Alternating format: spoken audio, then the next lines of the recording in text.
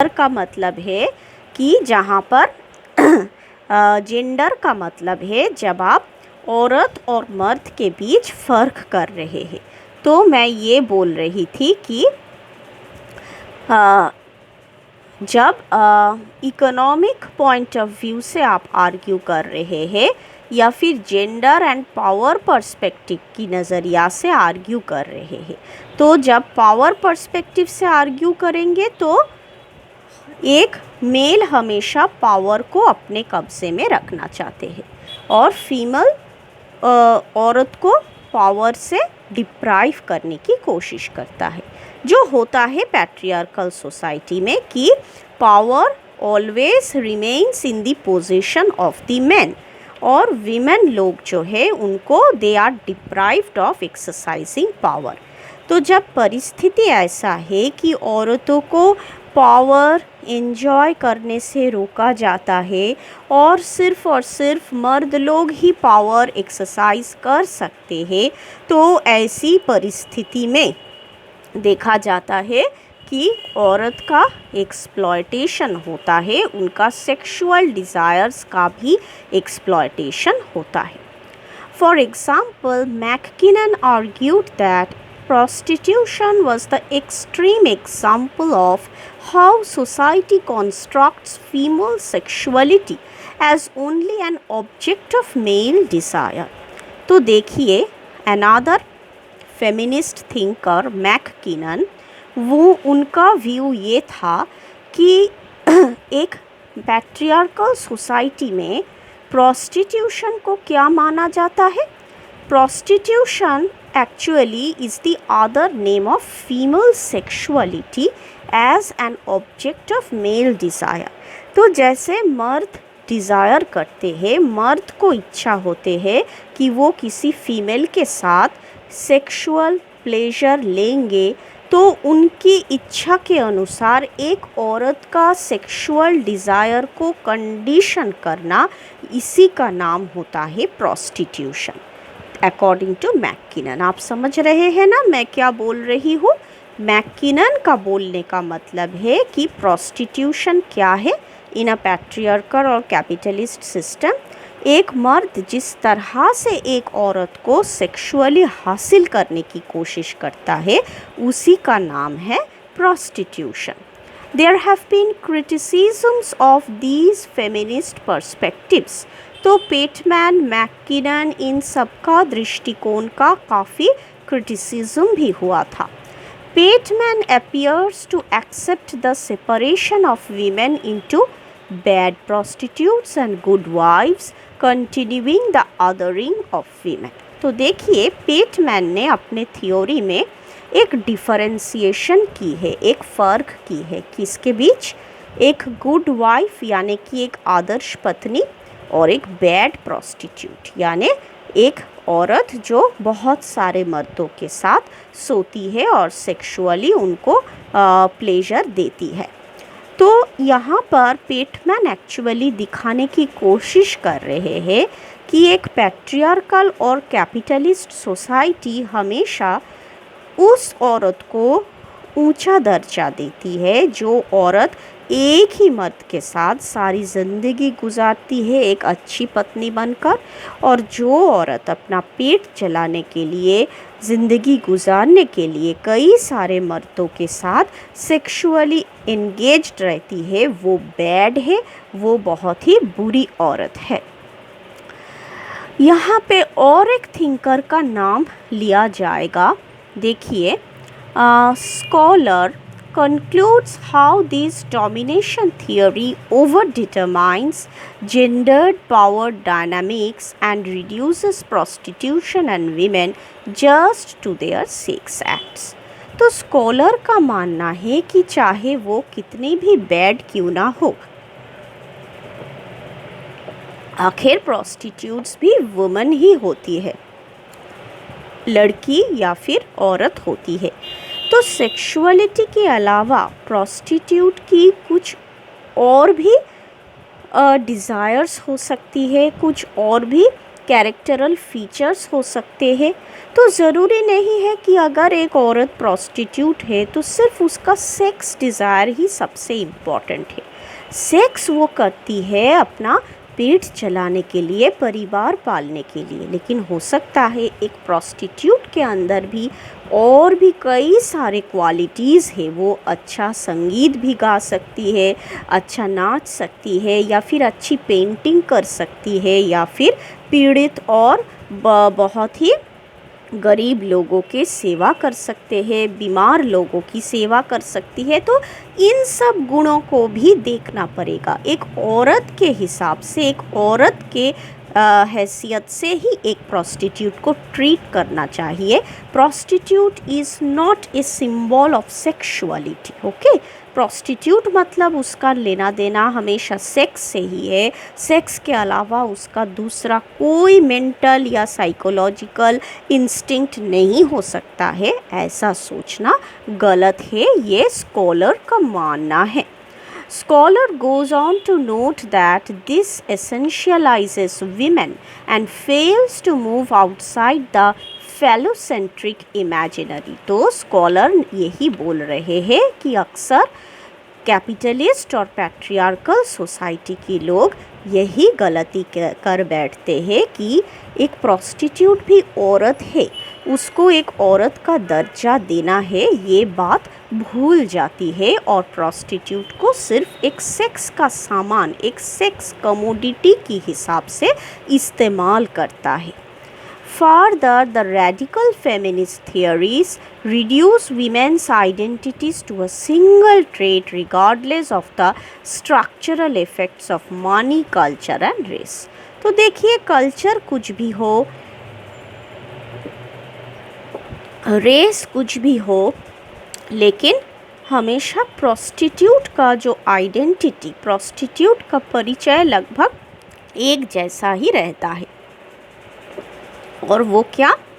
Prostitute मतलब जिसके साथ सेक्स करना चाहिए, लेकिन उसका कैरेक्टर के दूसरे जो क्वालिटीज़ है उसको अनदेखा कर दिया जाता है। The radical feminist arguments have been developed since the 1980s and appear in more recent feminist arguments that connect prostitution to sexual slavery and the overall oppression of women on a local and global level। तो देखिए, यहाँ पर radical feminist जो है, आप सब जानते हैं रेडिकल फेमिनिस्ट थिंकर्स कौन है?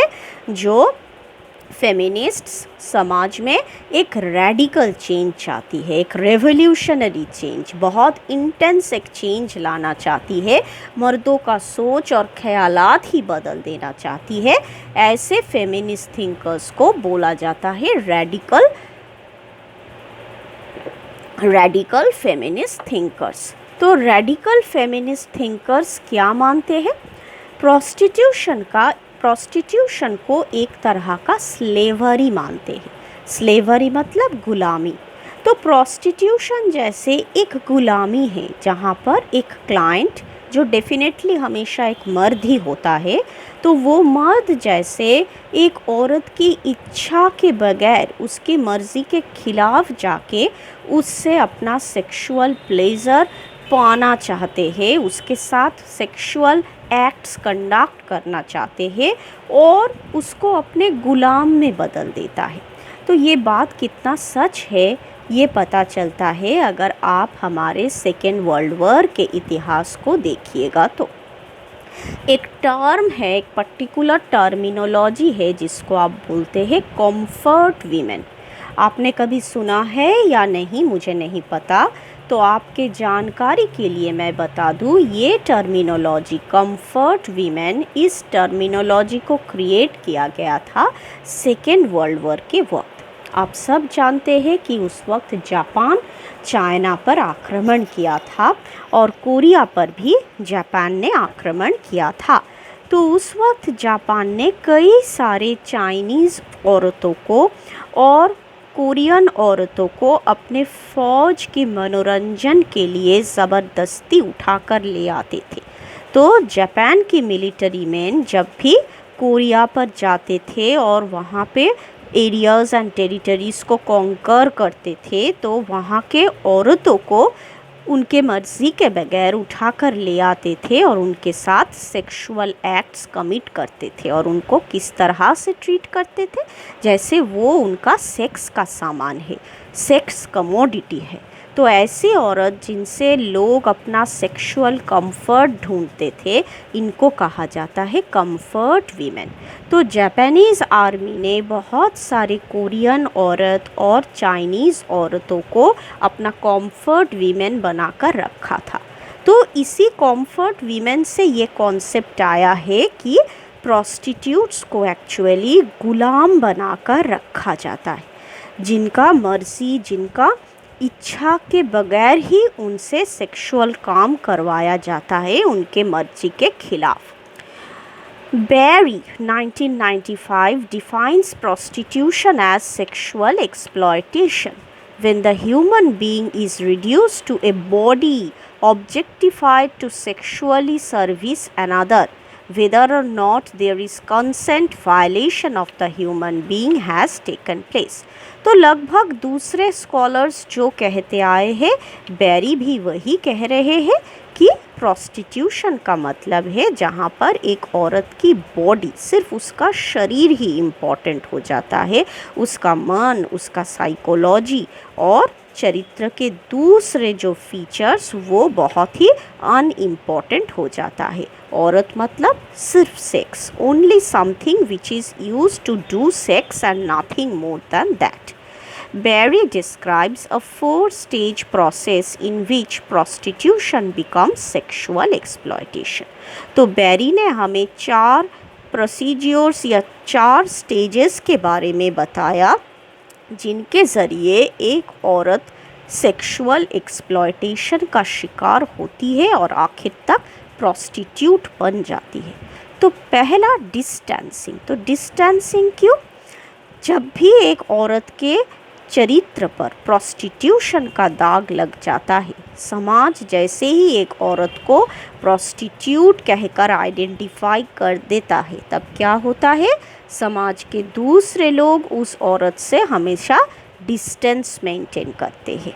तो ऐसा भी होता है कि बहुत सारे मर्द दिन के उजाले में उस औरत से डिस्टेंस मेंटेन करता है क्योंकि वो प्रोस्टिट्यूट है, लेकिन रात होते ही वही औरत के घर जाकर उसके मर्जी के बगैर ही उसके साथ सोते हैं सेक्सुअल प्लेजर पाने के लिए।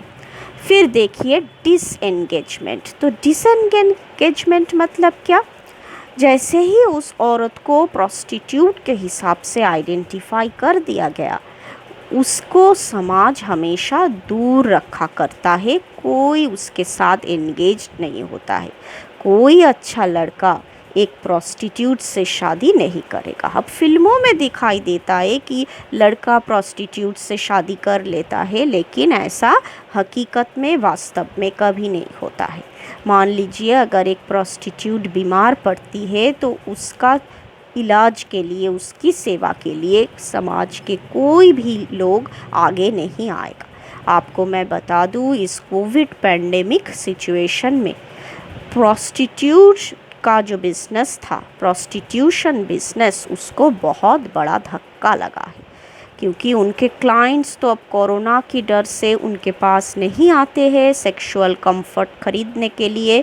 तो कई महीनों से, जब से ये कोविड पैंडेमिक छा गया है, तब से प्रोस्टिट्यूशन जो है, प्रोस्टिट्यूट्स जो है, उन औरतों का जीना सच में बहुत मुश्किल हो गया है। उनके पास कोई क्लाइंट नहीं, कोई पैसा नहीं, राशन नहीं, इलाज के लिए पैसा नहीं। तो देखिए समाज को क्या करना चाहिए था, गवर्नमेंट को क्या करना चाहिए था, ऐसे औरतों के मदद के लिए उनको फिनेंशियली असिस्ट करना चाहिए था, लेकिन हमारा समाज ने ऐसा कुछ भी सिंपैथी उनके प्रति नहीं दिखाया। Okay, so that is disengagement.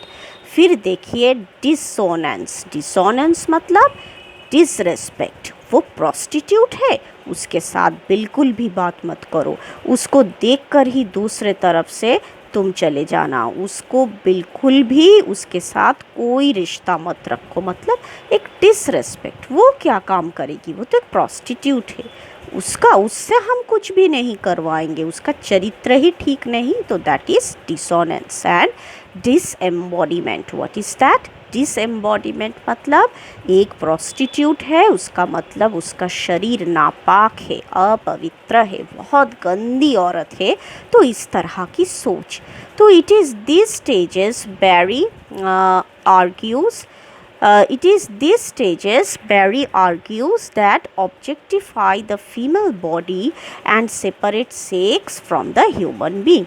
तो इस तरह से through distancing, disengagement, dissonance and disembodiment क्या होती है, एक प्रॉस्टिट्यूट को हमेशा समाज में डिसरेस्पेक्ट किया जाता है, उसको एक्सप्लॉइट किया जाता है, उसको ह्यूमन बीइंग के हिसाब से ट्रीट नहीं किया जाता है। हमेशा यही सोच फैलाया जाता है कि प्रॉस्टिट्यूट मतलब वो इंसान ही नहीं है, वो बहुत गंदी है, जानवर की तरह है, तो उसको हमेशा अवॉइड करके चलना है। And that is something which according to Berry is a violation of human right. क्योंकि देखिए कितना भी वो प्रॉस्टिट्यूट क्यों ना हो, आखिर तक वो तो ह्यूमन बीइंग है, तो उसको एक दूसरे ह्यूमन बीइंग को जिस तरह से ट्रीट किया जाता है वैसा ट्रीटमेंट एक प्रॉस्टिट्यूट को नहीं मिलती है। और यहीं पर prostitution become something equal to slavery. गुलामों को जैसे ह्यूमन राइट्स से वंचित किया जाता था, प्रॉस्टिट्यूट्स को भी अपने मानविक अधिकार से वंचित किया जाता है। Similar arguments about the theoretical contradiction that women can consent to prostitution when it is fundamentally sexual exploitation have been made by Raymond Farley and Jeffries. तो कई और फेमिनिस्ट थिंकर्स है जैसे रेमंड, जैसे फर्ले, जैसे जेफ्रीज, इन सब का भी यही मानना है कि जब एक औरत के पास और दूसरा कोई चारा नहीं रहता है, उसको जीना है, अपने परिवार के लोगों को भी जीने के लिए मदद करना है, लेकिन ऐसा कोई रास्ता नहीं जिससे वो अपने और अपने परिवार की पोषण पालन कर सके, तो प्रॉस्टिट्यूट एकमात्र चारा बन जाती है। लेकिन ऐसी औरत जो मजबूरी में आकर प्रॉस्टिट्यूशन को अपना पेशा बना लेती है, उनको हमेशा एक्सप्लॉयटेशन का ही शिकार होना पड़ता है। Further, Farley puts forward theoretical arguments that state that prostitution is always harmful to both women who prostitute themselves and women's position in the society in general. तो फर्ली का मानना है कि प्रॉस्टिट्यूशन एक पेशा के हिसाब से एक औरत के लिए बहुत ही हार्मफुल है। किस लिए हार्मफुल? पहला तो ये कि जैसे ही एक औरत को प्रॉस्टिट्यूट के हिसाब से आइडेंटिफाई कर दिया गया, उसी वक्त उस औरत को सभी ह्यूमन राइट्स और सामाजिक सम्मान, सोशल प्रेस्टीज से डिप्राइव किया जाएगा। ऊपर तो और एक औरत जब प्रॉस्टिट्यूशन पर आती है तब उसको कई तरह की शारीरिक तकलीफ़ों का भी सामना करना पड़ता है। तो प्रॉस्टिट्यूशन एक औरत के मन और शरीर के लिए हार्मफुल है, ऊपर से पूरा सोसाइटी के लिए भी हार्मफुल है, क्योंकि प्रॉस्टिट्यूशन एक ऐसा पेशा है जहाँ पर एक औरत की सेक्सुअल डिज़ायर को एक्सप्लॉइट किया जाता है मार्केट कैपिटलिज्म के नाम पर। So this argument has come to be known as so what I was telling that Farley puts forward theoretical arguments that state that prostitution is always harmful to both the women who prostitute themselves and women's position in the society in general. More recently, Jeffries argues that states which have legalized prostitution or made provisions for regulation are acting as pimps and are continuing the male domination of women. तो Jeffrey फर्ले जैसे feminist thinkers prostitution का legalisation के साफ खिलाफ है। तो Jeffrey और फर्ले जैसे थिंकर्स का क्या मानना है कि ये जो स्टेट्स है, बहुत सारे ऐसे स्टेट्स हैं जिसने प्रोस्टिट्यूशन को लीगलाइज कर दिया है, यानी कि दूसरे कामों की तरह प्रोस्टिट्यूशन भी एक लीगली आइडेंटिफाइड और लीगली सिक्योर्ड जॉब है।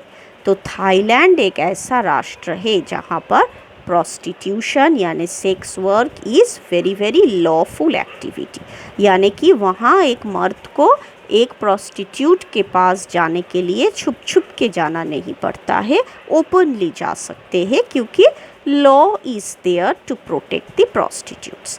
अगर एक हिसाब से देखिए तो ये प्रोस्टिट्यूट्स के लिए अच्छा भी है। क्यों? क्योंकि कम से कम उसे पुलिस प्रोटेक्शन तो मिलेगा। मान लीजिए अगर कोई क्लाइंट उसके साथ ज़बरदस्ती कर रहा है, उसके राइट्स वायलेट कर रहा है, उसके मर्ज़ी के खिलाफ उसको सेक्सुअली एक्सप्लॉयट करने की कोशिश कर रहा है, तो वो कम से कम पुलिस के पास जाकर कंप्लेन तो कर पाएगी, क्योंकि प्रोस्टिट्यूशन वहाँ पर लीगलाइज्ड है। तो ये एक दृष्टिकोण से देखिएगा तो सही है, लेकिन फर्ले और जेफरी जैसे लोगों का मानना है कि ये गलत भी है। वो क्यों? क्योंकि जैसे ही आप प्रोस्टिट्यूशन को लीगलाइज कर देंगे तब क्या होगा, ऐसी बहुत सारी वीमेन जो अपने मर्ज़ी से इस पेशा में आना नहीं चाहता है, मजबूरी में आते हैं, उनका प्रोस्टिट्यूशन में आना जैसे लीगलाइज हो जाएगा। मतलब वो औरत बोल नहीं पाएगी कि ये अनलॉफुल है, इसलिए मैं ऐसा काम नहीं करूँगी, क्योंकि तब लॉ बोलेगा कि this is very much legal, तो तुम प्रोस्टिट्यूशन पेशा में आ सकती हो। तो सोचिए, जो औरत आना नहीं चाहती है उसको लीगल एक्सक्यूज़ दिखाकर ज़बरदस्ती इस पेशा में खींच कर लेकर आया जाएगा। तो इसलिए जेफरी बोल रहे हैं कि जिन सोसाइटीज़ में, जैसे थाईलैंड की सोसाइटी में प्रोस्टिट्यूशन को लीगलाइज कर दिया गया, वहाँ पे असल में औरतों पर मेल डोमिनेशन यानी पुरुषों का डोमिनेशन को ही जैसे लॉ ने प्रोटेक्ट कर दिया। तो पुरुष लोग अब अपने इच्छा से जितना चाहे औरत को डोमिनेट करेगा। This argument has come to be known as the abolitionist or prohibitionist perspective, because the solutions focus only on the eradication of the prostitution, concentrate on the suffering and victimization of women, and argue that because the nature of prostitution commodifies the body for the use of men, there can be no consent.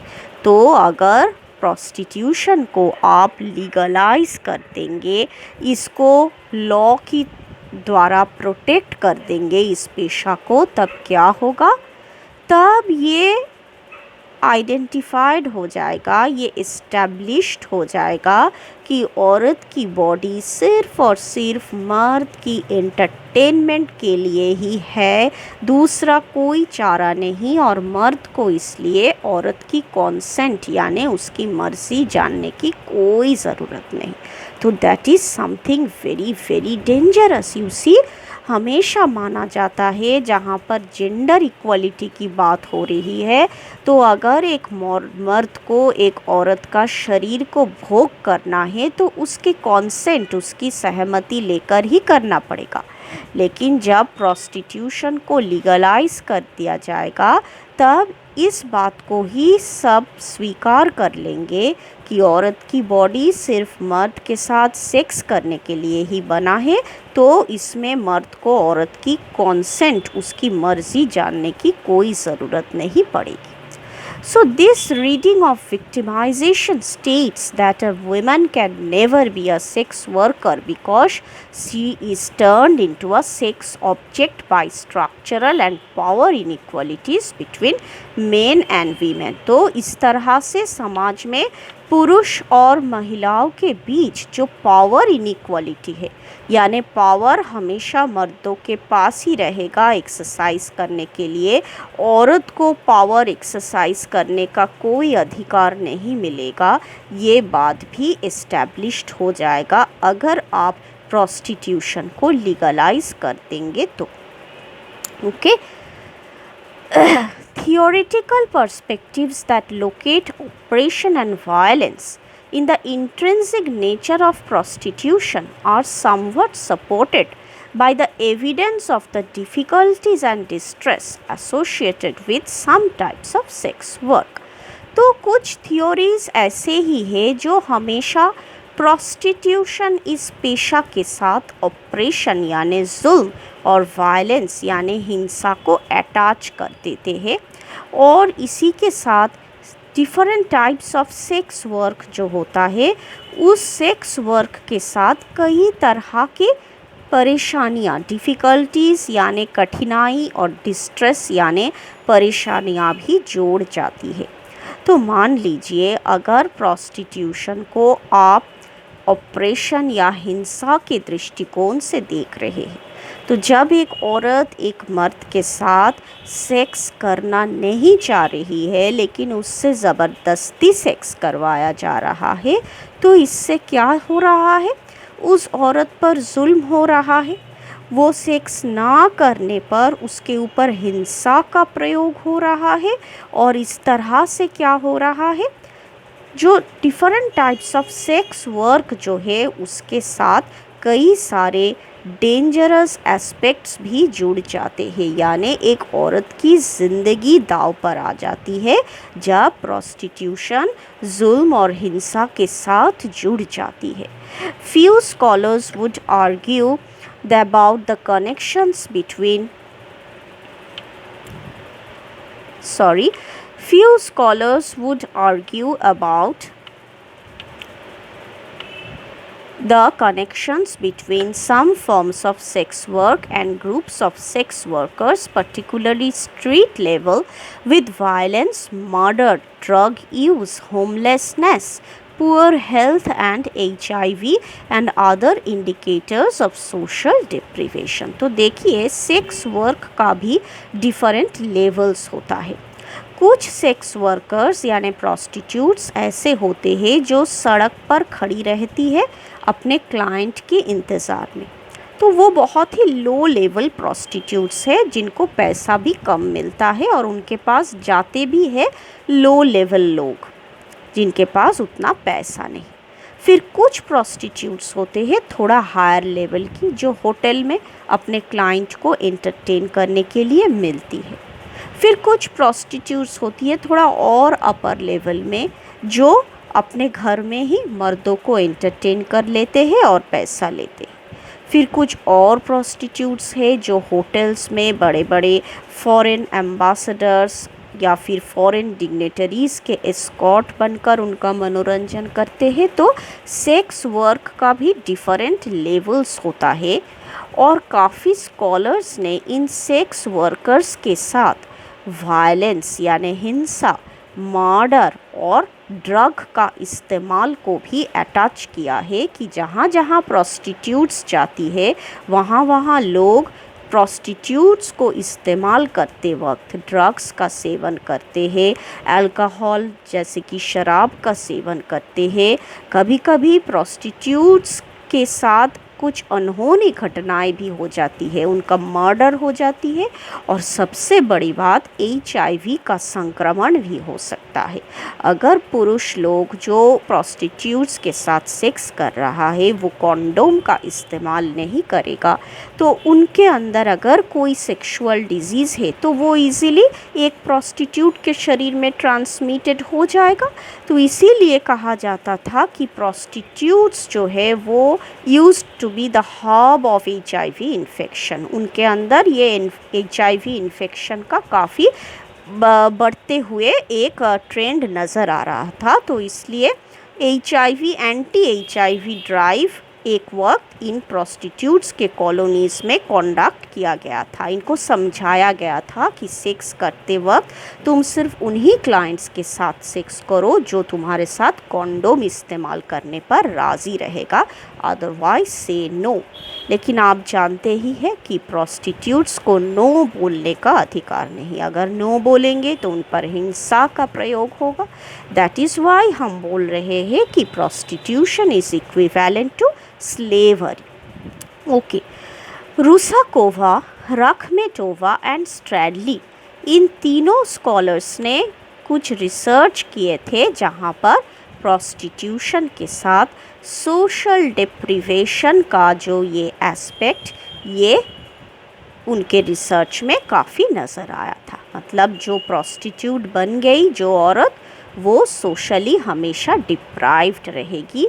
Society उसको उसका human being होने का सम्मान नहीं देगा।